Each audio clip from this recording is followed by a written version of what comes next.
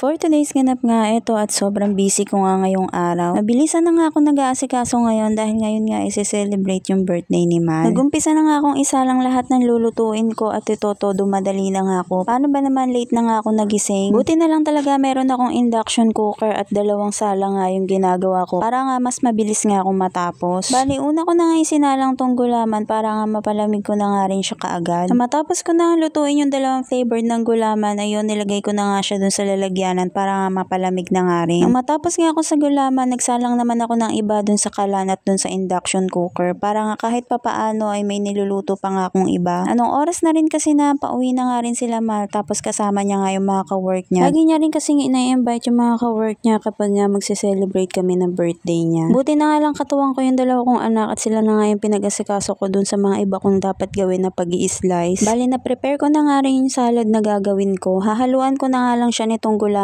tapos sago. Hindi na nga ako nakapag-video noon dahil nga paspasan na nga rin ako sa pagmamadali. Nung matapos ko na nga yung fruit salad na gagawin ko ay sinalang ko naman yung spaghetti, pasta at saka yung lumpia. Yung lumpia nga saan ako na nga lang pinaasikaso yun, tinuruan ko na nga lang sila kung paano magbalot dahil nga marami pa nga akong ibang gagawin. Bali minessage ko nga si Mahal na bumili na nga lang din ng lechong manok para nga meron pang ibang option na uulamin. At habang nakasala nga yung spaghetti, pasta and sauce, nagready naman ako nitong pika. Bali yung pinakalalagyan nga nito, hiniram ko na nga lang sa katrabaho ko. Paano hindi nga aabot yung in-order ko? Buti na nga lang at meron siya nito at yun, hiniram ko na nga rin. Bumili na nga rin ako sa Red Ribbon nitong minimalist na cake nila. Bali, inad ko na nga lang siya dito sa may pika para nga mas maganda yung design. And then, fast forward, after nga na maramihang pagluluto, ito na prepare ko na nga silang lahat. Maya-maya nga dumating na nga rin sila Mal at yung mga katrabaho niya. Naabutan pa nga nila ako nagluluto. Pero buti na lang talaga kaunti na lang din yung mga nakasalang ko dun sa may kalan. And then, nung pagkatapos ko nga maluto lahat, iyon, ready ko na nga rin lahat sa lamesa. And then, after ko nga ma-ready lahat ng pagkain dito sa may table, ayan, nagpatugtog na nga rin kami ng happy birthday para nga makantahan namin si Mal. Yung isang cake nga pala dyan sa may table, dala nga yan ng mga ka-work ni Mal. Kaya naman, thank you so much dahil nag-effort nga kayo sa pagbili. Hindi man natuloy lahat ng plano ko, pero worth it naman lahat ng pagod ko dahil naging masaya naman siya. Buti na lang talaga katulong ko yung 2 kong anak, kung hindi ko nga ito matatapos lahat. Bali, after nga namin makantahan dyan si Mal na happy birthday, ayan, nagpicturean nga muna kami bago nga kami kumain. Kaya naman, thank you so much sa pagpunta. Salamat din po sa lahat ng bumati at nakaalala.